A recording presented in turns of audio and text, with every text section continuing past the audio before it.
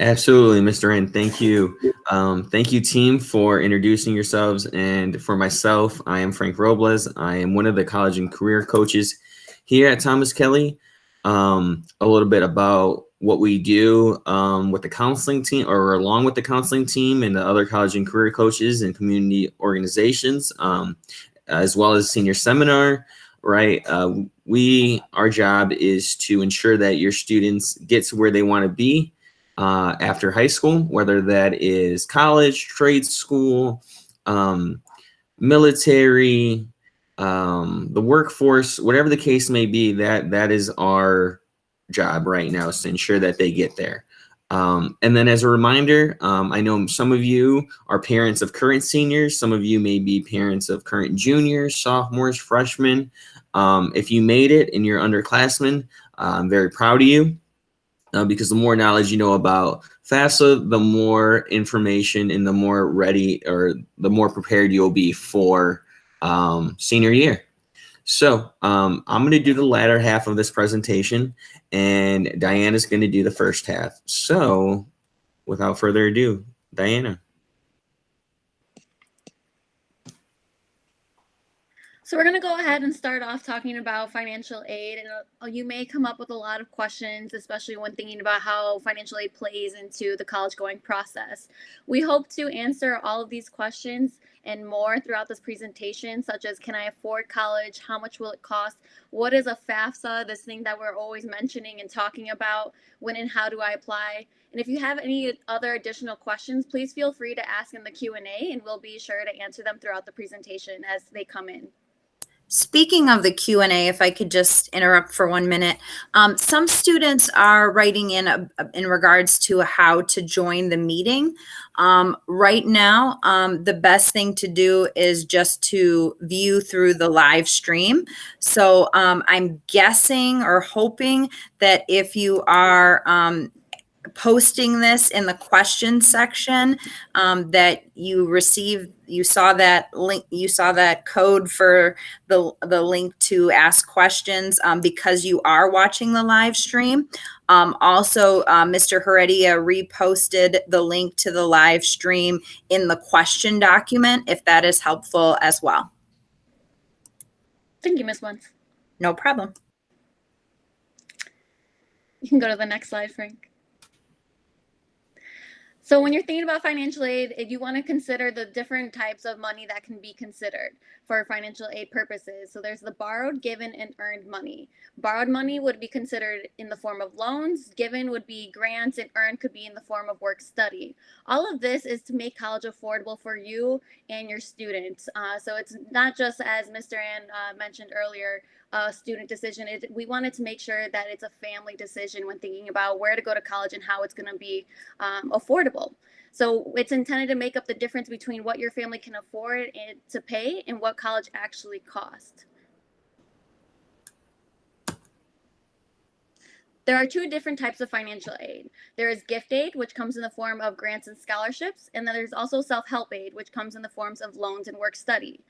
Gift aid, just like the name says, it is a gift. You do not have to pay back this money. The money that you receive in grants and scholarships is at no cost, and you get to keep the money. So you should never, ever be paying for a grant or a scholarship, or to apply for a grant or a scholarship. And you should never have to return the money for a grant or a scholarship, because, again, it is a gift and it is free money.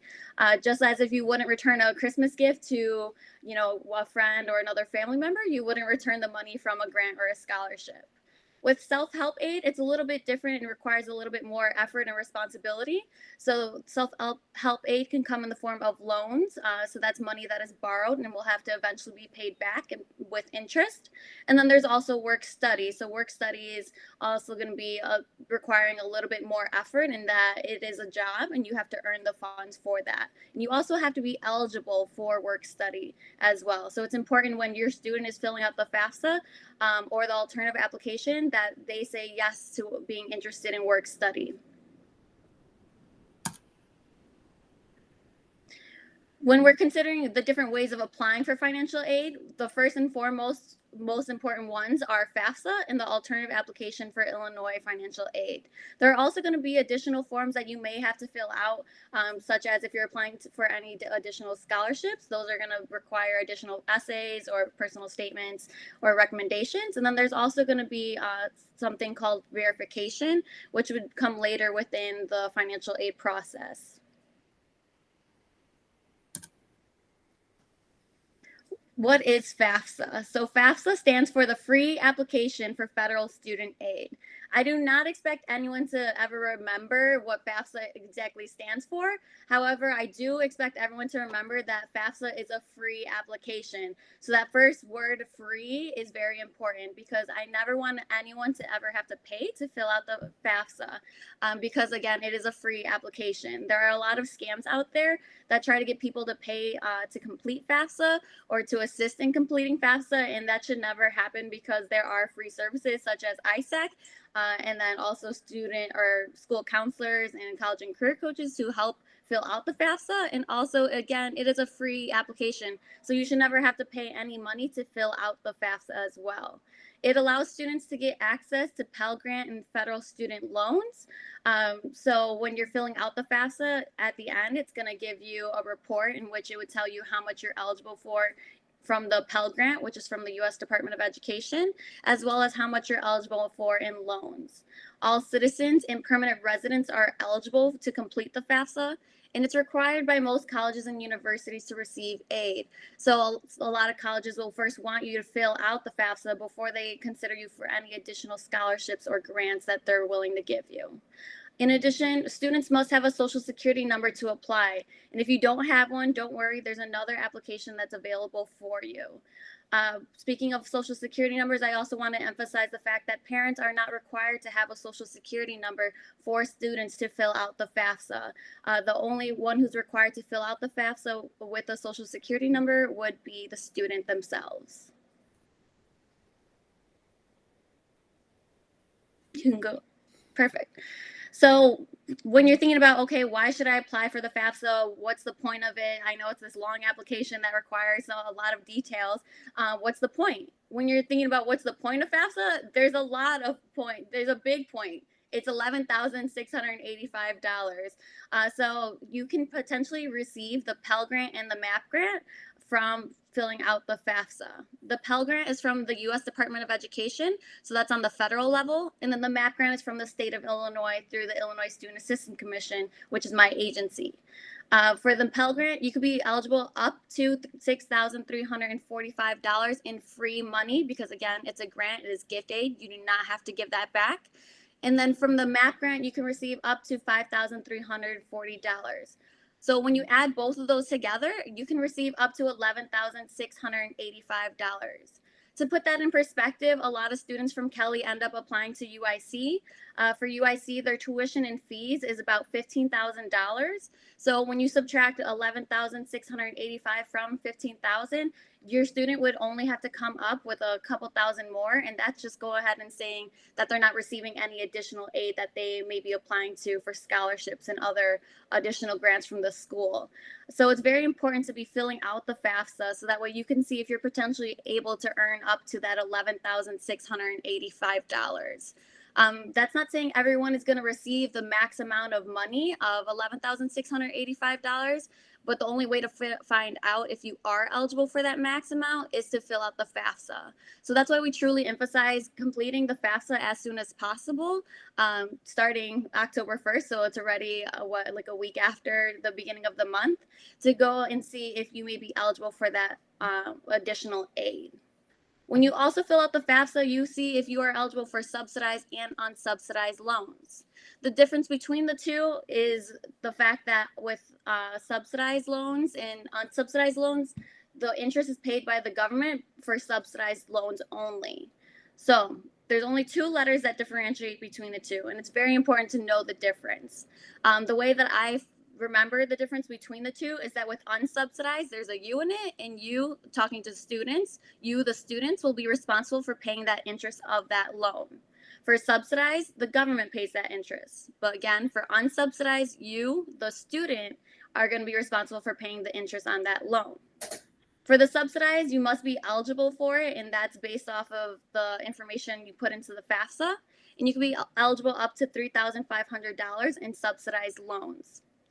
For unsubsidized loans, you may be eligible up to $2,000 for loans.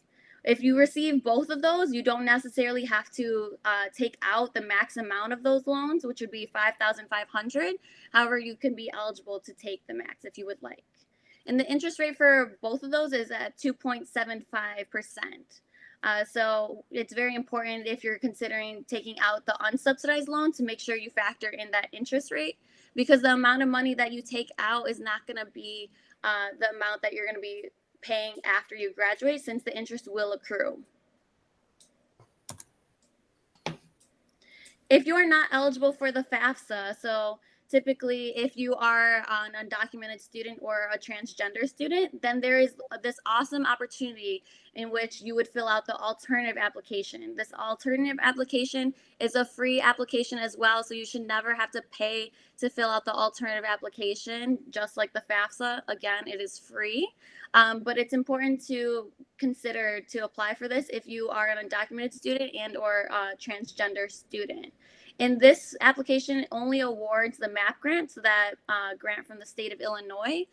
And students must meet the eligibility requirements listed in this slide. So students must attend Illinois in a Illinois school for 3 years before the graduation date. You must reside with parent or guardian while attending school, and you must graduate from Illinois high school. So all those considered, it's a great opportunity if you meet those eligibility requirements to apply for the alternative application, because you may be eligible for that $5,340, I believe it was. And so when you're thinking about, okay, I can't be eligible for the FAFSA, how else am I going to receive additional funds to pay for my college journey? You really want to consider applying for the alternative application, because it is a great opportunity for you to receive that free money from the state of Illinois. With the MAP grant, I do want to emphasize you can only use this MAP grant in the state of Illinois. So if you're applying to schools outside of the state of Illinois, such as if you want to go to California or Florida, somewhere nice and sunny all year round, you can't take that MAP grant with you. So those additional funds can only be used for the state of Illinois.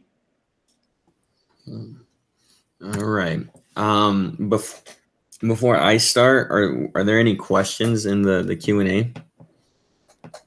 Yes, there is one fairly specific one that popped up, and it's in regards to a student whose parents previously made an account years ago for an older sibling, and the parents don't recall their IDs or their passwords, and that they have tried to access them, but they don't have the same phone number or email addresses as before.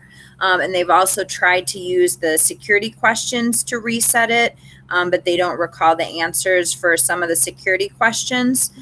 So the student was just wondering what's the best way to troubleshoot this? Yeah. Diana, would you like me to answer, or would you like to answer? It's up to you. I say you're the ISAC rep. Okay, sure. So that actually happens quite often, where a family will have a student who already attended college or is currently attending college, so the parent already made an FSA ID. And with that, I highly recommend calling the FSA ID number. So they kind of have a troubleshooting number for you to call, and I'll actually put that in the chat, Miss Once, so you can put it I guess in the question Q&A for them to call. And so you're going to go ahead and call that number, and they'll walk you through it's a bit of a lengthy process, but again, it's worth it for you to fill out the FAFSA, and they'll go ahead and troubleshoot and fix that FSA ID issue that you're having. Also, another way of going around that is if there are two parents, only one parent had to have made the FSA ID. So you could also try making the FSA ID for the other parent and then signing the FAFSA that way. Thank you, Diana. Of course. Ms. Wentz, any other questions, or was that the only question? That is, I would say, the only other recent question is in regards to where they apply. I posted FAFSA.gov for accessing the FAFSA, and then I'll post the link for the alternative application as well. Cool. Thank you. All right. So, why does my child need parent information? So, your child needs parent information because we need to know, the government needs to know, and the state needs to know how much money you make annually, because that is the biggest component of how to figure out how much financial aid that you'll be able to receive.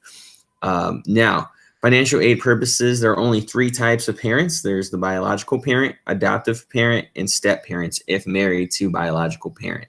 So for clarity, and we do have a lot of caregivers, young people who may live with their aunt or their grandparent, and we can only use biological parents' information, or adoptive parents' information. So keep that in mind.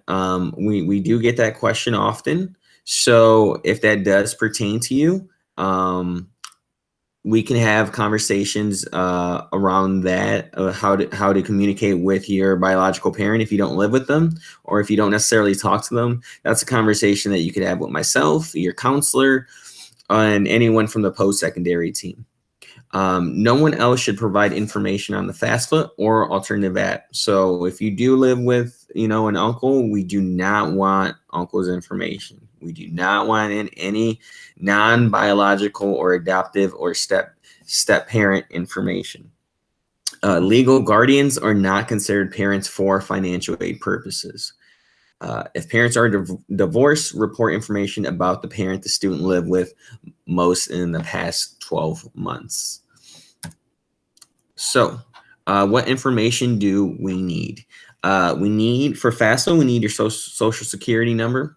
And like Diana said earlier, if your child has a social and if you don't, that is okay. We can still do FAFSA, but when they ask for your social security number, we're just going to go ahead and put zeros.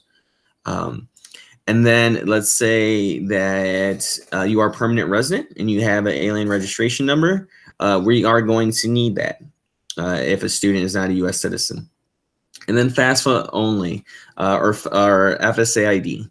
So before we even start FAFSA, there's like this ID that we have to create. And it's kind of similar how I describe it to students, is that we need an ID to swipe into school, to get your lunch from Kelly. It's the same concept. In order for us to fill out FAFSA on the internet, we need to create an ID electronically. And what you need for that is your social, a birthday, and a personal email. And that's all that we need to create it. Now, for both FAFSA and alternative application, what do we need? We need the 2019 federal tax returns, W-2s, and other records of income. We need your banking statements and records of investments, if applicable, records of untaxed income, if applicable, and list of colleges students want or would like to attend or they plan on applying to.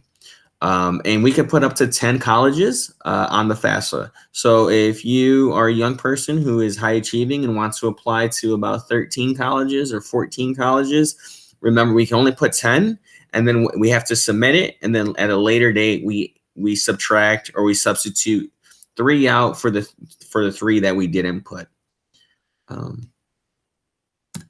Cool.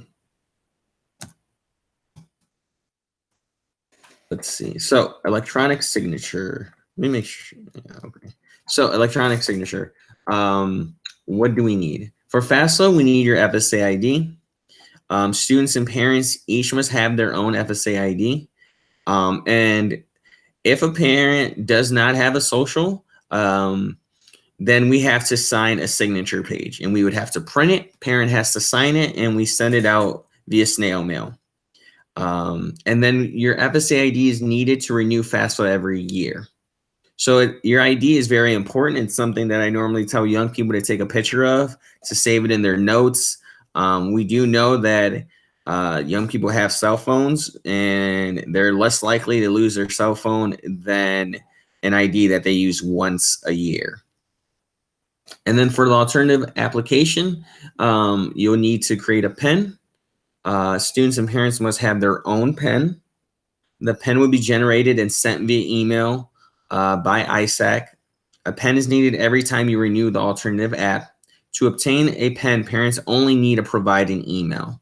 So that's all we need is a personal email.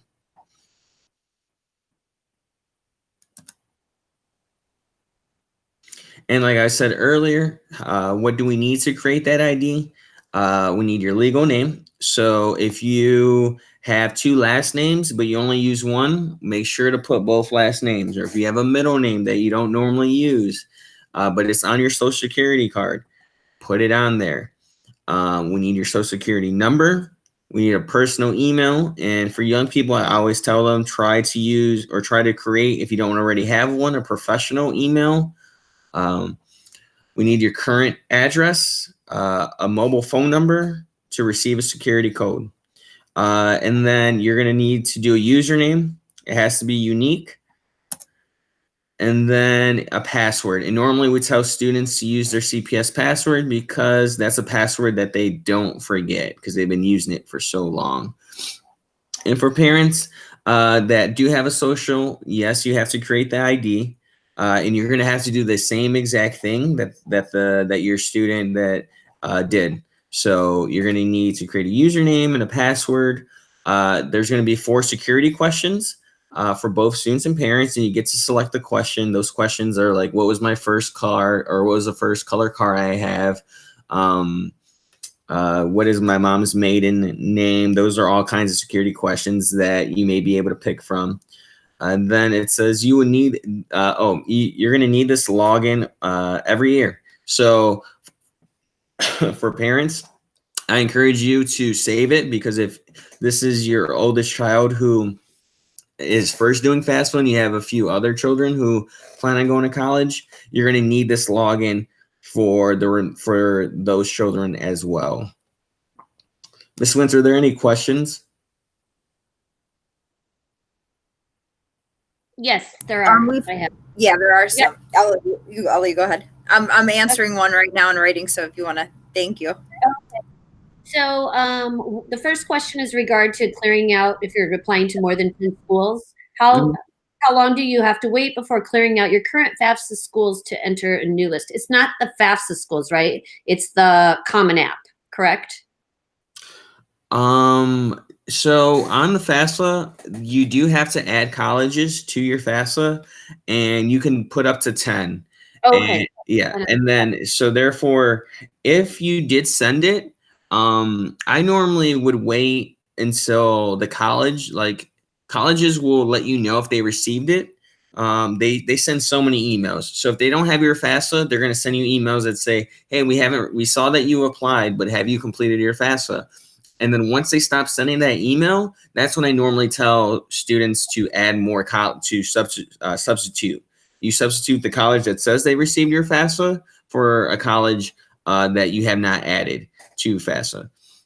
That's the best way. I don't say like normally wait 2 weeks or 3 business days. Like normally I don't say that because colleges sometimes don't receive your FAFSA as promptly as we think they do, right? Just because it's electronic doesn't mean that they receive it and then boom, they say that they have it. It sometimes takes a little longer. Okay, there's 2 more questions. One, is it safe to give out Social Security information? So normally I'm gonna interpret that question as in, is it safe for us to share that information with somebody from Kelly? That's how I'm gonna interpret it, because yeah, I think that makes the most sense. Yes, it's safe. By law, we are not obviously allowed to share that information with anyone else. That's a fireable offense. And I like my job, so I am definitely not going to share that information with anyone. And that goes with counselors, anybody from the community partners. And then obviously, If it's not one of us from Kelly, I would not share your personal information. Okay, and then Ms. Wentz, I'll let you take it because I see that you've answered some of them, so I'm going to let you jump in because I want to make sure I'm not. No worries, thank you. So another question that came up is, do we also need to fill out the CSS application alongside FAFSA? So yeah, so this for families that aren't aware of what the CSS profile is, the CSS profile is similar to FAFSA, but the CSS profile is only for elite institutions. So if your son or daughter or non-binary young person is applying to the University of Chicago's, the UPenns, the Northwesterns, those very, very elite institutions, and they require you to do the CSS profile, then yes, you have to do the CSS profile. And for families that their children aren't applying to those elite institutions, we do not have to do the CSS profile. So some more questions that I haven't had a chance to answer yet. A student asks when they fill out the FAFSA, if they have to fill it out with their parents or if they could do it alone with a coach. And I would say, you know, either or is fine. There is some information that you would need to get from your parents. But if your parents are fine with, you know, kind of handing that information off to you and then you enter it in your FAFSA application, that is fine. And yes, you know, we do encourage you to get support with the FAFSA from a coach or counselor so that you have support as you fill it out. And your parents are free to be a part of that or not, either way. In regards to the last question, do we need to have submitted our first, one second. First application for a college in order to receive our FAFSA information, to know if we can remove a school from our FAFSA list. I'm going to kind of answer the first part of that. So once you complete your FAFSA, you should get an email, and you could see the slide that's up right now on the screen. You should get an email from FAFSA with your expected family contribution number. And for a decent amount of our students, that expected family contribution number is sometimes 0. And you want that number to be as low as possible because that means that the college that you will attend will basically try to get you as close to that 0 as possible, which means your family paying as little out of pocket for that college education. So a lot of times after you complete your FAFSA, and it might take a while, you know, but they'll usually give you an estimate or later a more exact expected family contribution number, which, as I mentioned, could be as low as 0. And they'll also kind of let you know what grants you're potentially getting, such as the Pell and or MAP grant. In regards to removing a school from the FAFSA list, let me reread this question for a second. So the full question is, do we need to have submitted our application first for a college to receive our FAFSA information, or for us to know if we can remove a school from our FAFSA list? Mr. Robles, I might give that one to you if that's okay. Yeah, that's perfectly fine. So there's no like linear process to you do FAFSA first and then you apply, or we apply to colleges first and then you do FAFSA.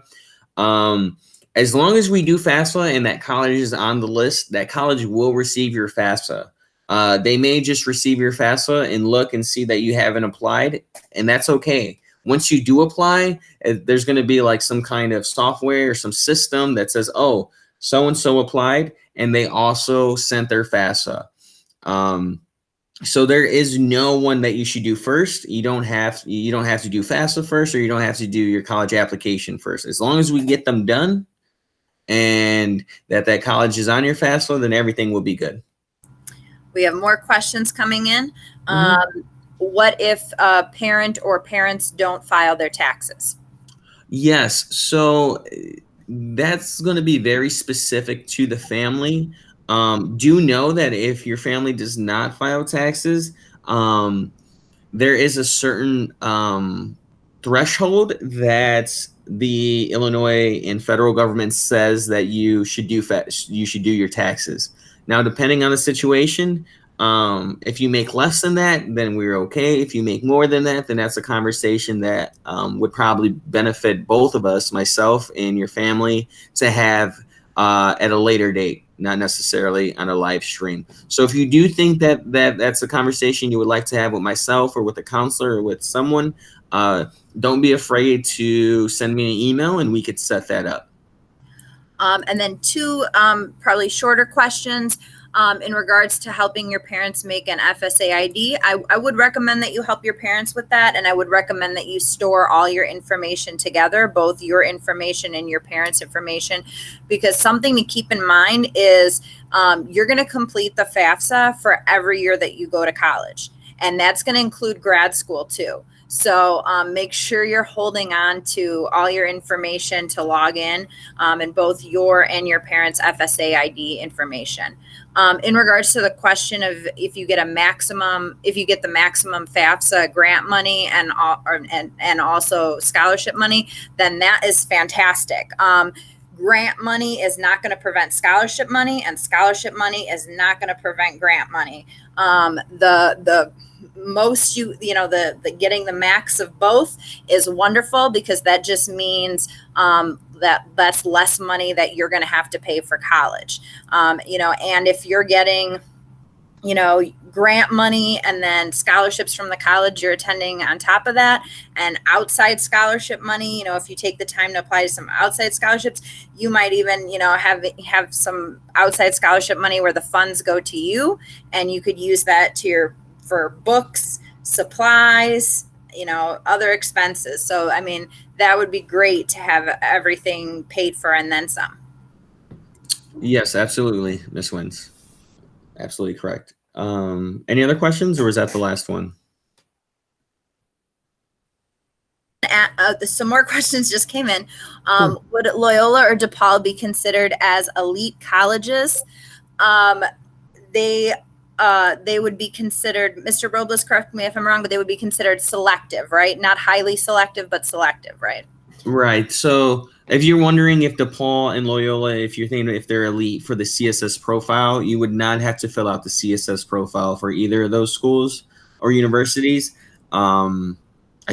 if that's what you're alluding to. But as a Loyola alum, I could tell you it's a wonderful experience. So feel free to email me if you have any questions about Loyola. Next question. If you're able to help your parent, okay. Never mind. That was, I think, one of our coaches made that comment. Yeah, if you want to help your parent with your FSA ID, that's awesome. Also, once again, just like we're willing to help you, we're also willing to help your parents as well. I think someone was asking if they had previously come in for help in 2019 December. Yes, you can always come back to us for help, even if you are a graduate. I think I interpreted it as what if I just arrived in. Oh, I'm so sorry. Yep. Kelly, that makes sense. Or maybe Chicago or the United States in 2019 in December. Thank you. I'm speed reading these. Thank you. Yeah. So if you are recently moved to Illinois or the United States as soon as 2019, I think that's a conversation that you can have with somebody from the team, and we could talk about your options. I don't necessarily, want to have an elaborate conversation about your specific situation, if that makes sense. So I encourage you to email myself, your counselor, and we could figure that one out with you. And also for the student that said they created an account, but they're having issues logging in, I would also encourage you to reach out to your counselor or a college and career coach for support. Absolutely. All right. So I know we had quite a bit of questions, and thank you for all of them.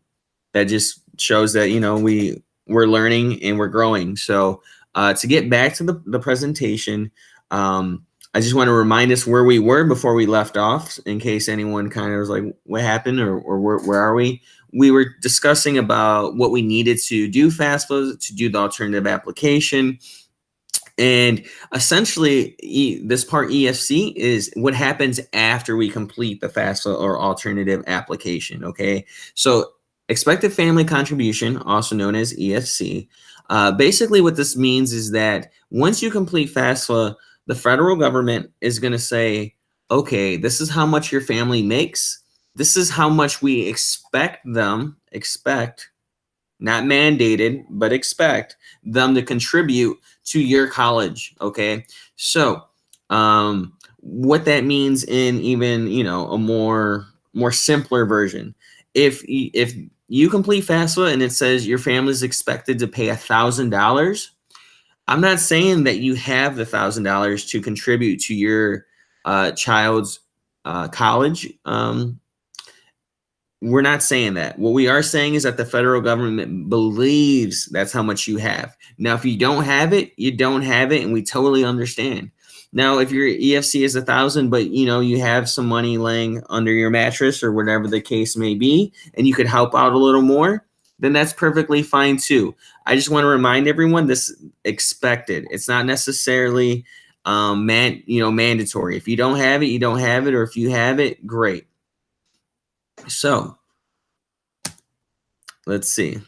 Why do we have to complete FAFSA? Well, first, it's a no risk. It's free application, okay? And as of August 2019, Governor Pritzker signed a law mandating all young people have to complete FAFSA/alternative application in order to graduate.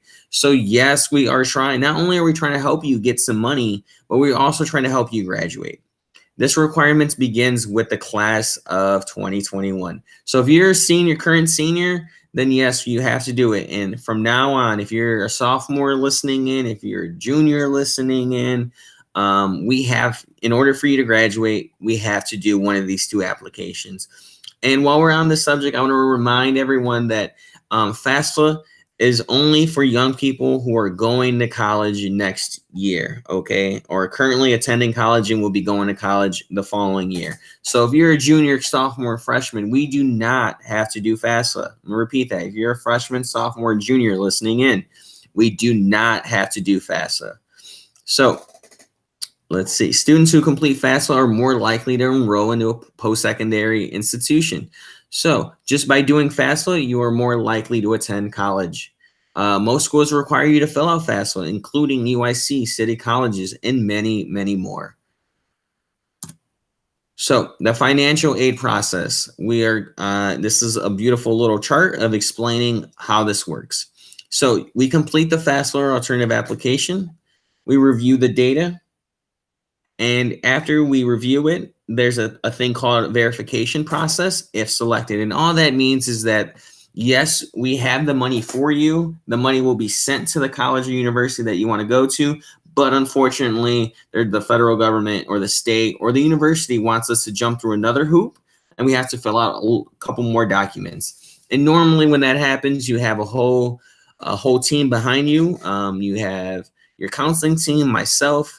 You have senior seminar teachers who are willing to help you with this process. And then after we do that, then comes the pretty important part, which is receive and review financial aid offers. And this is the part where it all kind of makes sense. This is the part where you're going to receive an award letter, and all that means is you're going to receive a document that says this is how much tuition costs.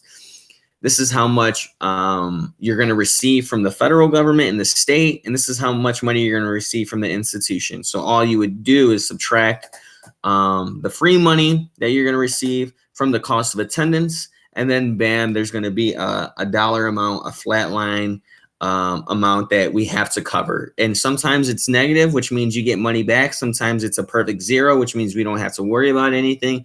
And sometimes there is a remaining balance of $3,000, $2,000, $400, whatever the case may be. But this is the part where all the numbers start to make sense. But in order for us to get there, we have to go through these steps. And then after you do that, we're going to respond to colleges and universities. We're going to let them know, hey, I didn't really, your award letter wasn't that great. Another university provided a little bit more money. So thank you, but no thank you. Complete all pending process. So that's just like making sure that you've admitted yourself, you enrolled, and then bam, you go to college, and then October of 2021, you'll have to do it again, all over again. And luckily for you, you could come back and we could help. And couple last remarks is that there's a Crown Catalyst grant. So Kelly was selected as a winner of a grant in May of 2020 that will allow us to invest in the future of our students. So there'll be a scholarship committee, and that's where those award letters comes in. And we'll figure out if you can be a scholarship recipient. And right now, all I can tell you is that there's an opportunity to receive money specifically from the Crown grant, which means you don't have to compete with too many people. If anything, the only people that you're competing with are the people that are listening in right now. So that means there's a greater opportunity and chance for you to receive this grant money. That's all I can say. I don't have no further details in terms of GPA, in terms of, is there an application? Is there, an essay prompt? None of that information we have right now. All that we can tell you is that there will be an opportunity for you to receive money from Crown. And with that, I'm going to say thank you. There are probably more questions. Please get those questions in. We have approximately 13 minutes left, so don't be afraid to add more questions to the Q&A. This time right now is solely to answer those questions. I do want none yet. I did just refresh just to double check, and since the last time we answered questions, no new ones. Cool. So yeah, with the remaining 13 minutes, I do want you to put those questions in, and they don't have to be about FAFSA. They can be about colleges. They can be about anything. I do want to thank the team. I want to thank Ms. Wins, Ms. Duran, Diana, and Doris, and our counselors who, if they're not in this one, they're probably in the Spanish or Mandarin and Cantonese breakout sessions. And our emails are there. And please do not be afraid to email us if you have any questions. Specifically, those questions that I said that were pretty personal. Please email one of us, and we will get back to you. So yeah, with the last 12 minutes, I do not want to cut it short. So please ask questions. A question just came in. Does the current GPA we get in our senior year affect us in college? So a couple different things about this, and if I leave anything out, Mr. Robles, please correct me. But your GPA from freshman year on is a cumulative GPA. So every semester when you get your final grades, that's what determines the points that go into your GPA, your grade point average. And yes, that is still being developed when you are a senior. And there are cases in which, seniors are conditionally accepted into a college. And then if, senioritis gets them really bad, and their GPA plummets, a college can go back on that tentative acceptance. Also, if your GPA becomes, and so another thing along with your GPA becoming low, you could potentially also lose scholarship funds that you are tentatively receiving as well. And in a worst case scenario, if you fail classes and you don't graduate on time, that could definitely affect college acceptance as well. So it could affect a acceptance and or scholarship that you have lined up. So I would definitely suggest that you maintain your GPA or try to improve your GPA as much as possible. And something to keep in mind for when you get to college, your GPA is still very important, because even if you go into college with a decent amount of scholarship money, once you're at that college, if you earn a certain GPA, there's the possibility of getting even more scholarship money once you're a student at that at that school. Say if you earn a 3.0, or depending on the school, you know, maybe they have different scholarships for different amounts, but a lot of times 3.0 is a big cutoff, and that could open up the door to a lot more scholarship money for you. Also, if hypothetically you want to transfer, or if you're starting off at a 2-year college and you know ahead of time you want to transfer to a 4-year college, that college GPA is going to be really important in regards to transferring, as well as you know, continuing to get scholarship funds, or even applying for a new and larger scholarship fund. Okay, we have another question. If our EFC is 0, are colleges who meet 100% of our demonstrated need more likely to give out full ride grants? So the short answer is yes. If your EFC is 0, they will do their best to provide a full ride. I do want to let everyone know that the full ride does not mean loan free. I'll repeat that again because it's often misconstrued. But a full ride does not mean that you do not have to take out any loans. A full ride means that there's a possibility that that subsidized loan is part of your financial aid package. So just because you have a full ride, or let's say you've been accepted to University of Chicago and they've provided you with a stellar award letter, and you know you're short $3,500 exactly, that's because they built it in that way. We have another question.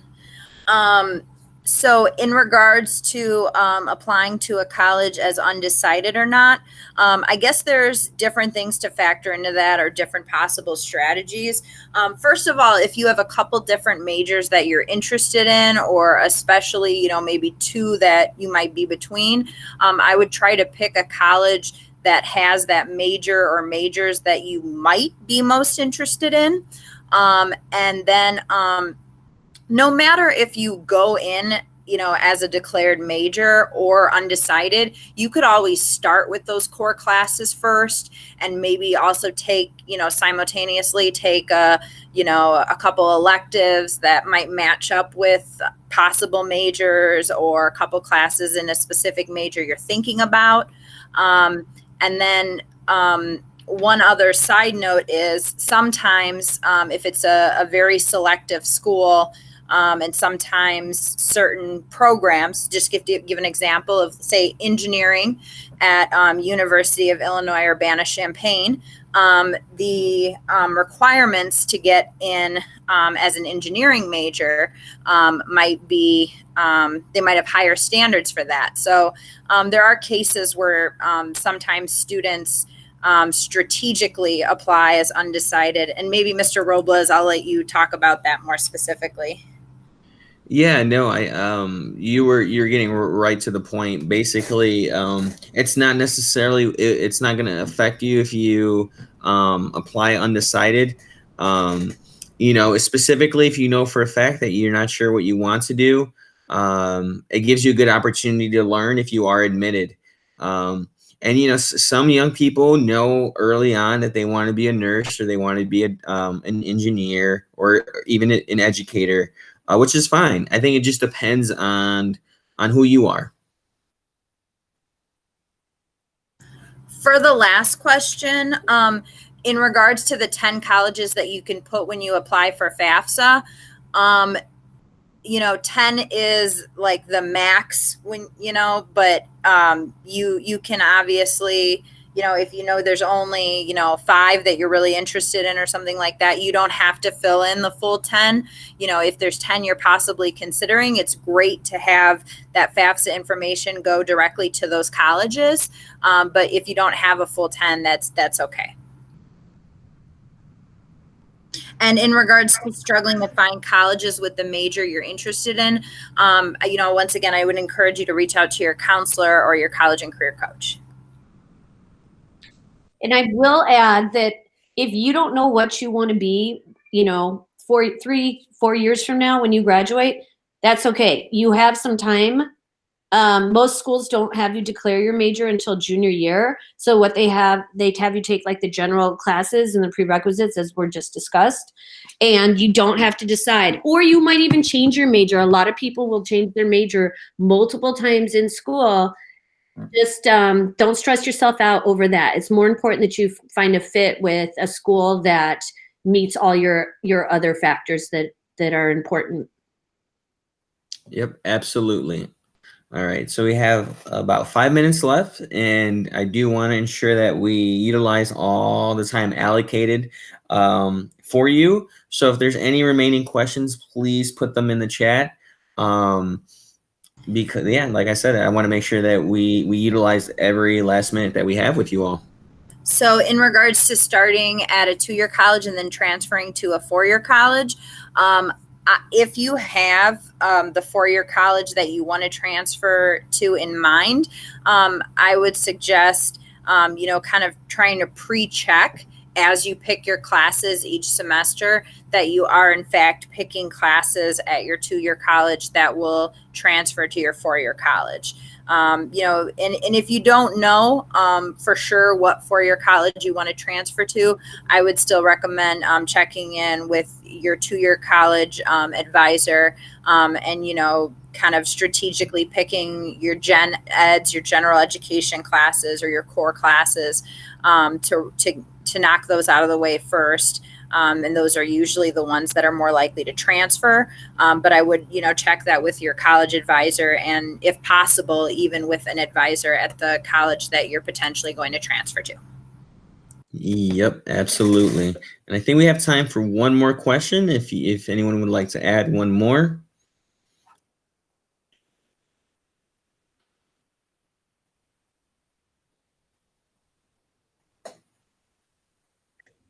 All right. Well, it's 5:57. And I do want to thank the team. Thank you, Miss Wentz. Thank you, Ms. Duran. Thank you, Diana. And thank you, Miss Bedina, who I know was on the Google Hangout as well. And then for the families that made it, we really appreciate it. I know there is so much going on right now. And I hope you realize that we know that you're doing the best that you can. And I hope that you also know that we are doing the best that we can, given the circumstances right now. Please let your children know that they have a huge team behind them that is willing to help them with life after high school. So that concludes our FAFSA info night. If you have any questions, please write down any of the emails provided and they will respond to your question. Thank you again. If it's okay, we do have one more question. And it's in regards to if you just want to get your associate's degree at a 2-year college, but are undecided on what you want that focus to be in. And yes, much like the other example we gave earlier, it's fine to start off and later decide. Something to keep in mind if you're thinking about going to the city colleges and you have an idea of what you might want to be your focus, different city colleges focus in different programs. So, if you want to study nursing, if you want to study education, if you want to study business, it could mean the difference between going to Harold Washington or Daly or Wright or so forth. So that is something to keep in mind. So, the sooner you decide, the better, but, you could obviously start at one city college, for example, knocking out your gen eds, and then if you need to switch to another location or something. And sometimes, they'll offer, sometimes some classes will be offered at multiple locations. And one other thing kind of loosely on the topic of financial aid, if I could just encourage all of the seniors, I know that this is an unusual year, right, to be your senior year, but try to do the best in all your classes and take your future seriously. And sort of a way to be saving money on college right now is for those of you that have AP, IB, or dual credit classes, do the best that you can in those classes. I mean, do the best you can in all of your classes. But some of you also have the potential to earn free college credits right now through your AP, IB, or dual credit classes. I have seen students just from 2 years of IB Spanish, get enough college credits to basically equal a semester of college just from that alone. So just something to keep in mind as you're, trucking along this unusual school year. Thank you, Miss Wentz. All right, and that concludes our FAFSA Info Night. Thank you, families, for showing up. We greatly appreciate it. And like I said, do not be afraid or do not hesitate to email anybody on the screen. Enjoy the rest of your night because winter is coming and it's going to come fast. So have a good night.